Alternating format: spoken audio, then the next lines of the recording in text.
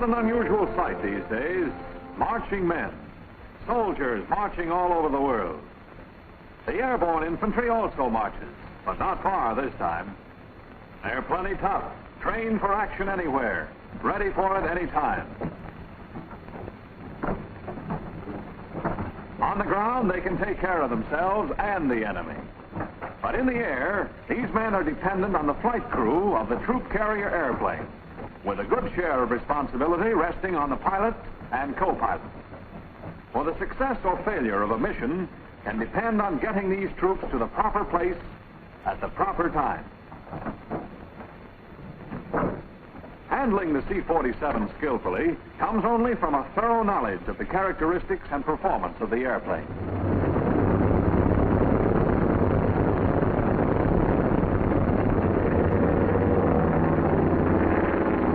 Take a good look at this man.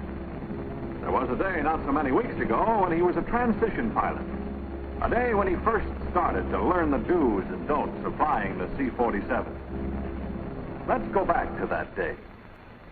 Here's Lieutenant Warren, a few weeks younger and a lot greener, but not too green.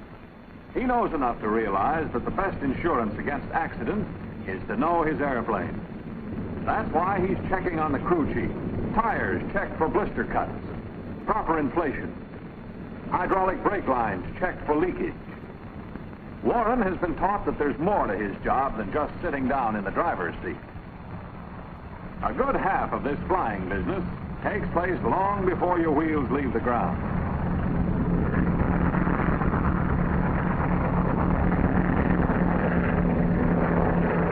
Look her all over, Lieutenant. They say it's easier to check on the ground than in the air. Here comes a man who'll agree with that statement. Warren's instructor, Captain Matthews. All set, Lieutenant? From top to bottom, Captain. Okay, let's go. Mind if we go along, Captain? Maybe we can pick up a few pointers. We want to see what a transition pilot learns after he's through with his groundwork.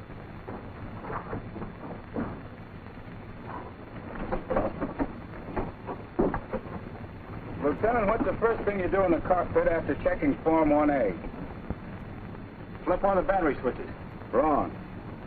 The first thing you do is adjust your seat so that your eye level hits the center of the windshield.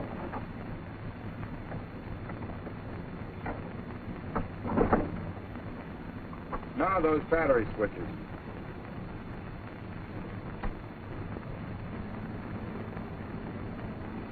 Landing gear next, sir? Right.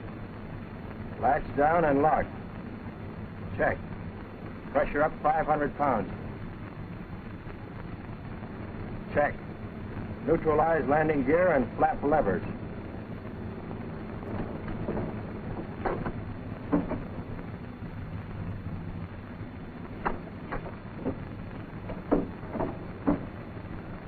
Check. Light green. Check. Horn operation. Here it is.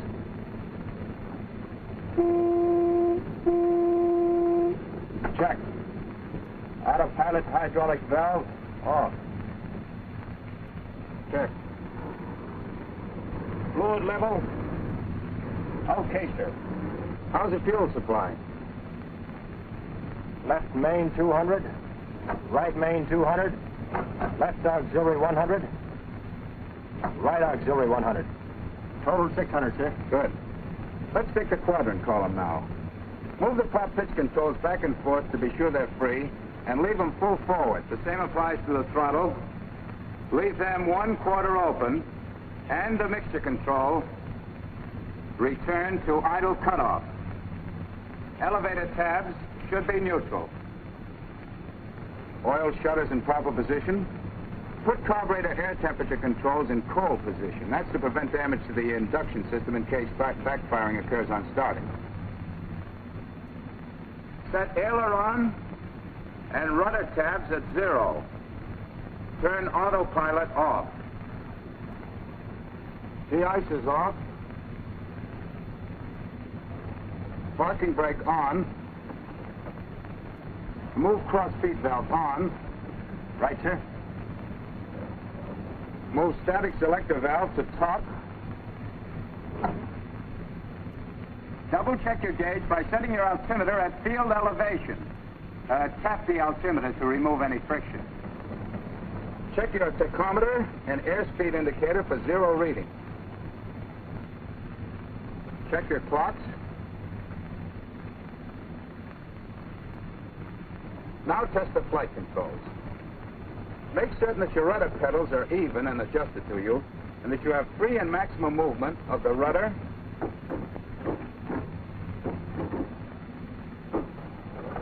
elevator,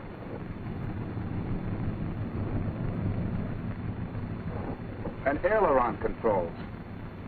Look out the window to see whether your aileron is moving. Right, sir. Check flap indicators for up position. Engine cowl flaps open. Yes, sir. Now we'll go through the starting engine check. Ready, sir? If the engines have been standing in excess of 1 hour, they should be pulled through by hand with the switches off. Of course. However, Major Krebs had this plane up less than an hour ago, so we can proceed accordingly. Left engine tank selector, left main. Right engine tank selector, off. Propellers in low pitch, throttles 1/4 open, mixture control and idle cutoff, carburetor air cold, main ignition switch on, left ignition switch closed. Raise the fuel pressure to approximately 10 pounds per square inch with a wobble pump and keep it at that pressure.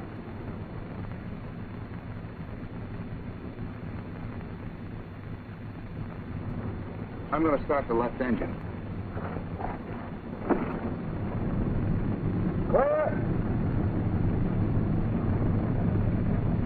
With a fuel pressure at 10 pounds, momentarily move mixture control out of idle cutoff position to rich. This facilitates priming. You then operate the starters by moving left starter switch and safety switch up to start. When the starters reach speed, pull down on both switches. Right, sir. Mesh.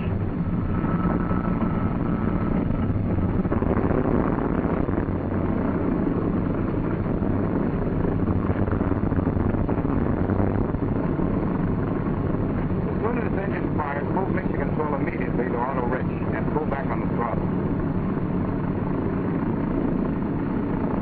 Keep the wobble pump working until the engine is functioning smoothly. Don't work it up and down too fast. Idle the engine to between 600 and 800 RPM until the oil pressure shows on the gauge.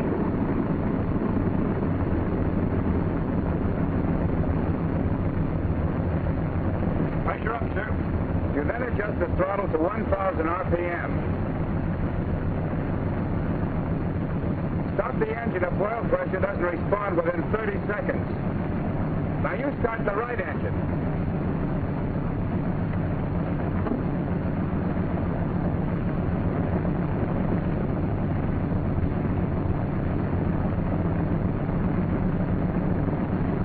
You may not be able to hear the start of the 12 to 15 seconds you bring it up to speed.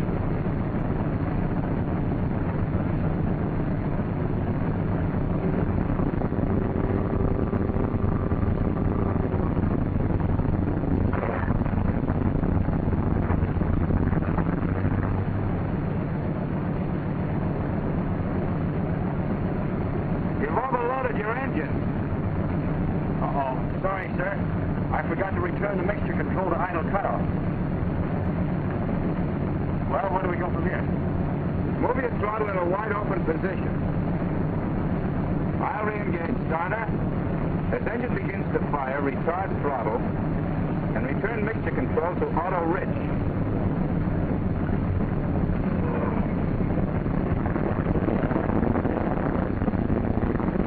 That's the idea. Here's your radio switch.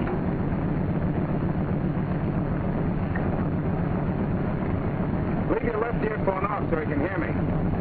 Right, sir? Call the tower for taxiing instructions.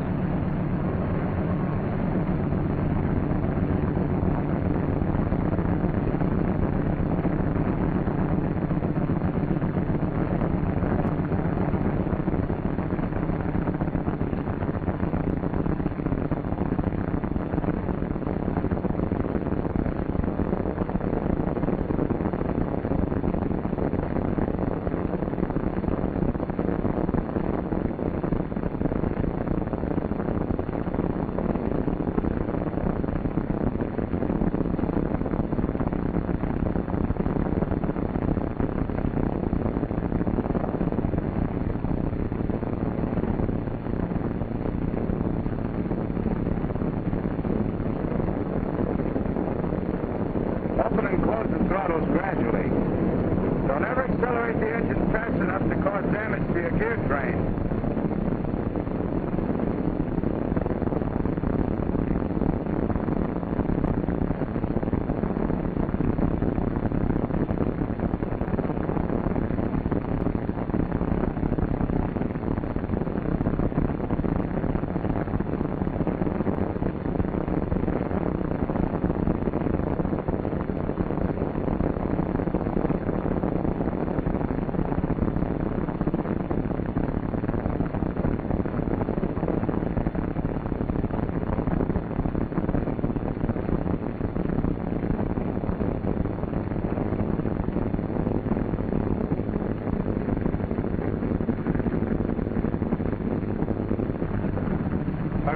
On the toe pedal just before stopping to avoid brake locking or jerking the plane.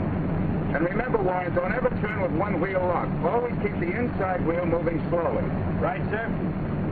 Next, we'll go through the engine run-up and prop check. Warm up the engines from 800 to 1,000 RPM.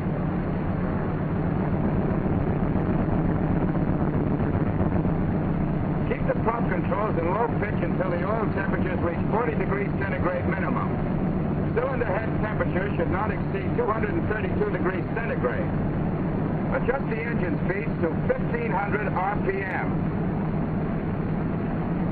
Now move the left prop control from low to high pitch. No decrease in RPM and increase in the manifold pressure.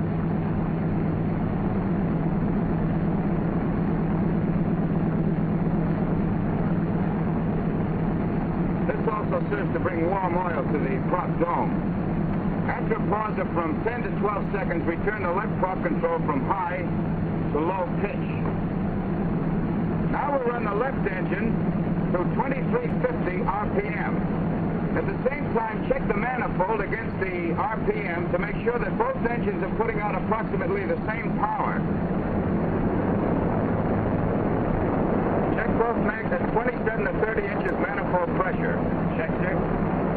The drop-off from 2 mags to either one should not exceed 75 RPM. Now you go through the same procedure with the right engine. Prop controls to high pitch. RPM decreases, manifold pressure increases.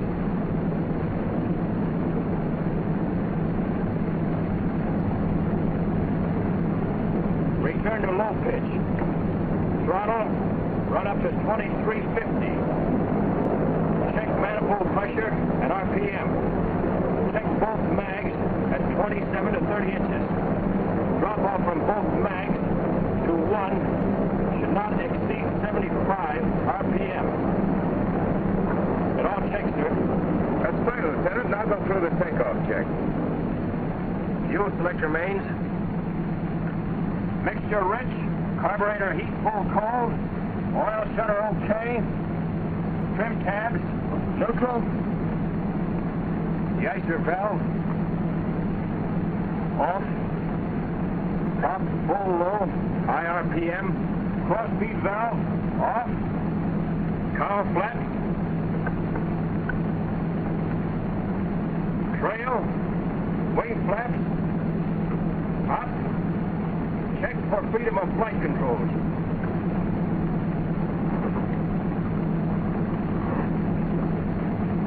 Generators on. Set gyros.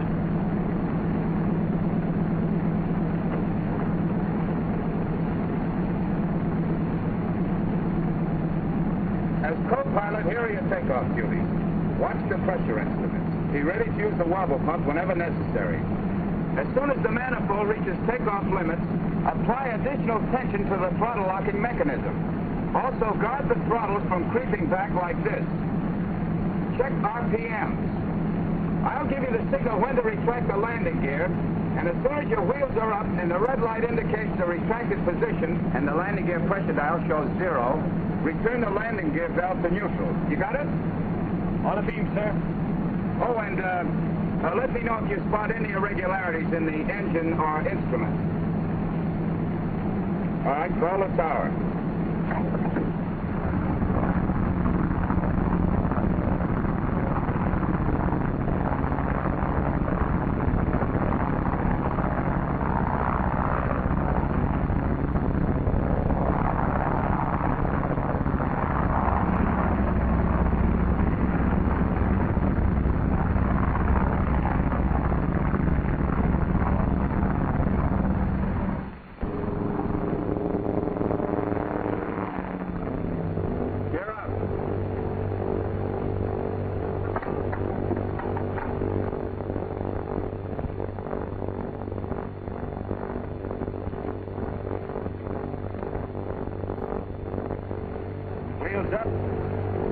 0, neutral.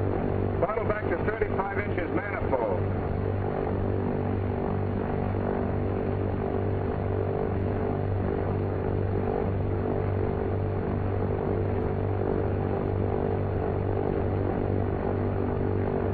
Give me 2450 RPM.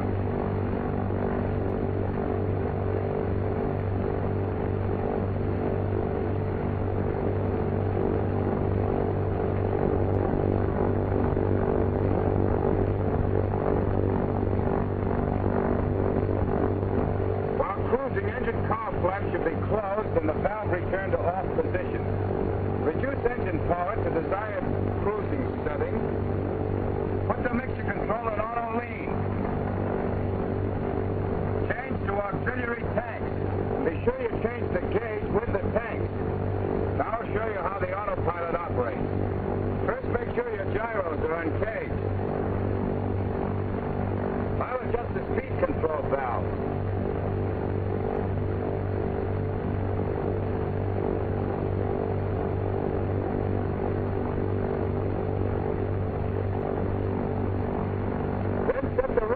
So that the rudder follow-up card matches the directional gyro card.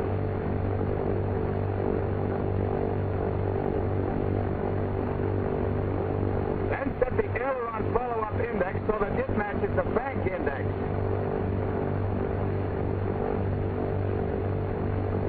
Then set elevator alignment index to follow-up elevator follow-up index.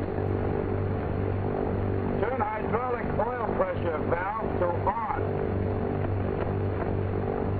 We're ready to let the autopilot take over.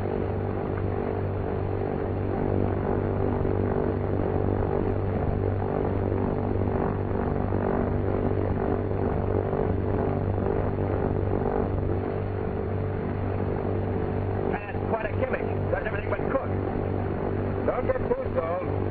It's still all right, but it shouldn't be used unless conditions permit safe control. Meaning? It shouldn't be operated unless one rated pilot is on watch maintaining a close check on the plane and instruments. Hey, what's that? Only the window fastener. That's something I forgot to check.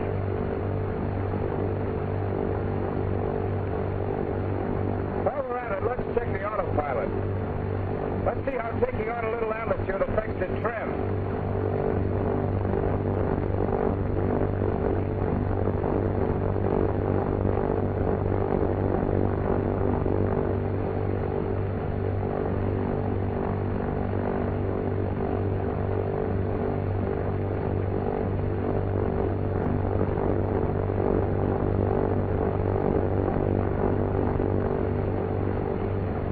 Disengage the pilot.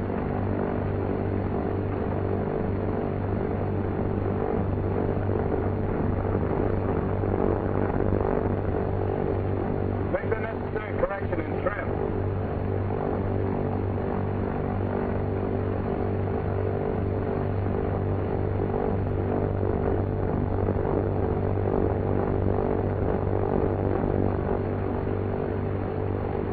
Doesn't take much to throw the ship off, does it?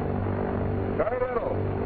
Changing altitude, giving the C-47 more power, or a shift in load will easily throw it out of trim. While we're on the subject, Captain, how about giving me some of the don'ts? Very well, Lieutenant. To begin with, don't fly the C-47 at over 207 miles per hour, or do more than 255 in a glide. It's not a fighter job, you know.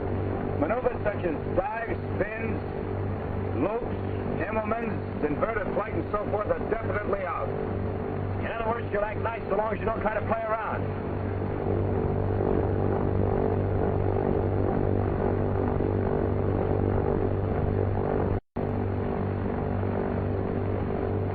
Time to go home. Want to give the tower a buzz?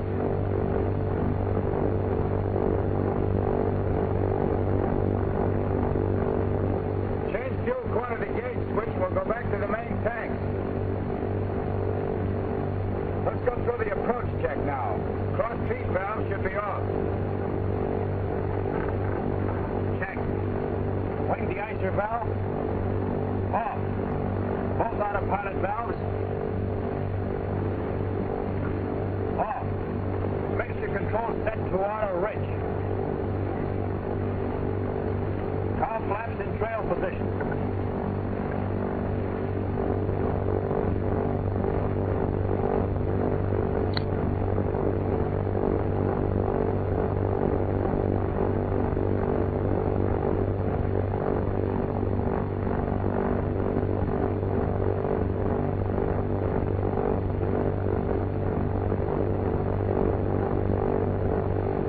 What's my airspeed?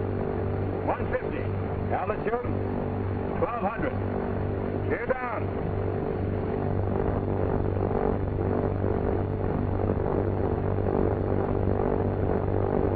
Gear down and left. Light green. Pressure up. Neutral. I have a wheel. I have a wheel. Is the tail wheel locked? Locked. I'm going to press the brakes to check for normal pedal pressure.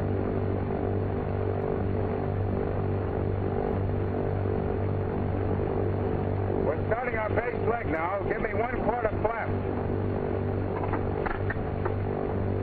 1/4 flap. On the final approach, I'll take 3/4 flap. Check.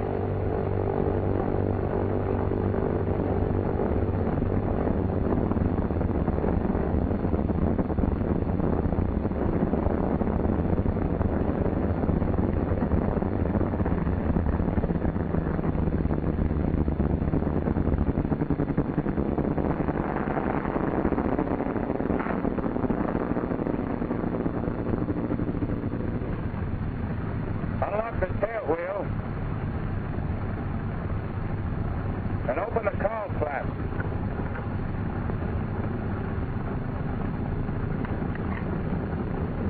And that's all there is to it. Except, of course, that in the C-47, as in any airplane, the landing isn't complete until the wheels have stopped moving. Is the procedure very different for a single-engine landing? There's a single-engine checklist on the hatch. It's really easier to show you than explain. Let the tower know what we're up to and I'll demonstrate. Tower from Army 25.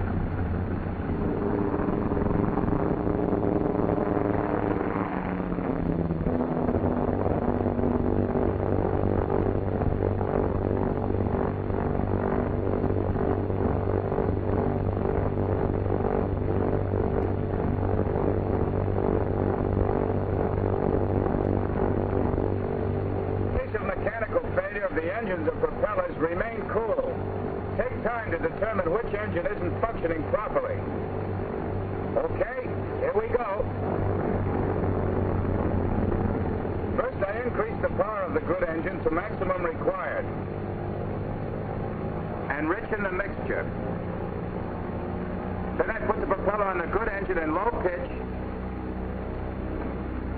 When do you change the gas selector valve to the tank with the most fuel in it? Right now, that's the next step. Left main, sir. I close the oil shutter on the bad engine. Check the gear up, flaps up.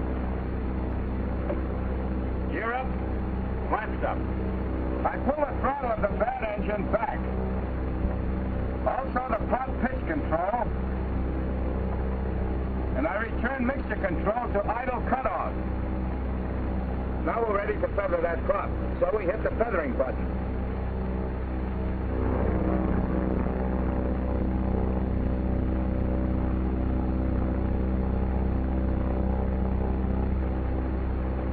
After the prop is feathered, cut your ignition switch and turn off gas tank selector for bad engine. Set fire extinguisher selector valve to bad engine. Adjust mixture of good engine to emergency position. Turn off battery switch on bad engine. Recheck landing gear and flaps for full up position. Gear up, flaps up. Shift hydraulic system to good engine. Adjust power so that RPM is increased by 100 for every 2 inches of manifold pressure used above 30 inches. Use minimum power required. If more than maximum rated horsepower is necessary, put prop control in full low pitch. I notice you keep the plane at about 120 miles an hour. That's the recommended cruising speed.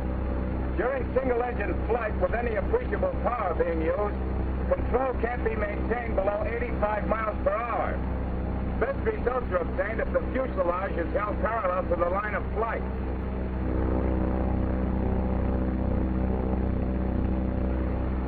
What's the reason for dropping the wing on the live engine side 3 degrees?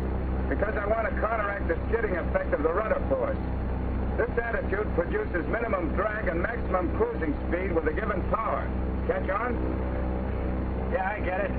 But to keep all that stuff in your head, you sure have to be a walking check order. Or a flying one. But don't worry, Warren. When you get onto it, you'll be able to feather a prop or adjust a one motor in a matter of seconds. Now, but there are about 20 steps to go through. All right, figure a second for each step. It took me longer just now because I was explaining it to you as I went along. Here, I'll unfeather the prop and show you what I mean. In unfeathering, with throttle closed and prop in decrease, you switch the ignition to volt. Check. Make sure mixture control is in idle cutoff. Turn engine fuel tank selector to desired tank. And push the feathering button and hold until the prop windmills to between 600 and 800 RPM.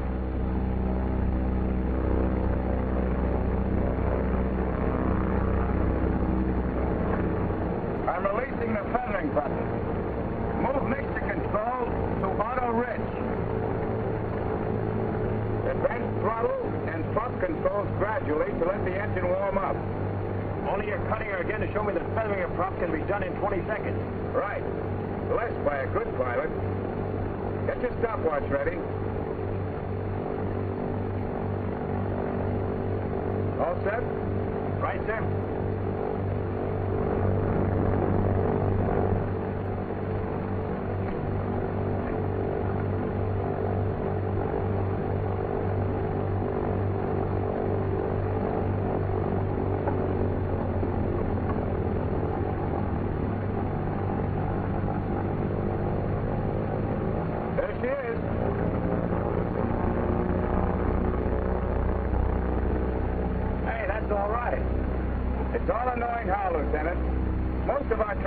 Pilots have the wrong idea of how long it takes to get this airplane operating properly on one engine. If they get this procedure down pat, there'd be a lot fewer accidents. Yeah, I can see that. Now for that single-engine landing. We're clear with the tower, aren't we? Right, sir.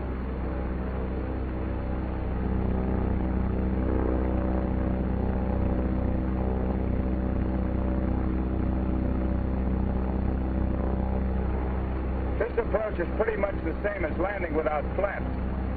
But when you're certain you'll make it out of the field, lower your flaps. Keep your airspeed at 95 to 100 on approach. Then when you're ready to land, your rudder flatness should be returned 2 to 3 degrees from neutral. Then it's regular procedure. Gear down.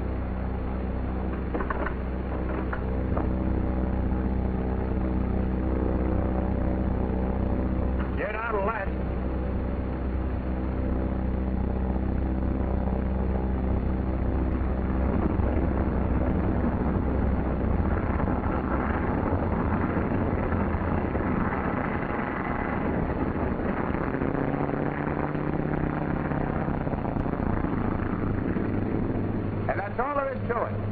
Except, of course, we've got to start the other engine before we can taxi.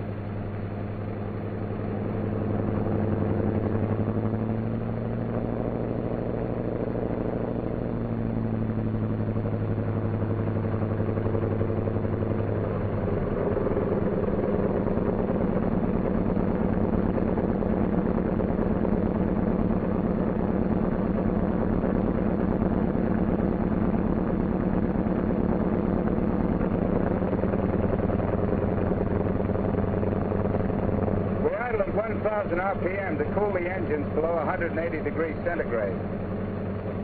I know the next step. Reach for 41A.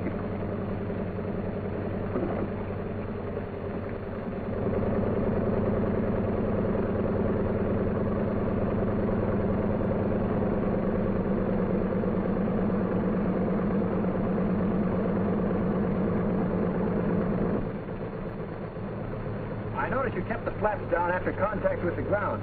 There's two schools of thought on that. But some pilots spill them.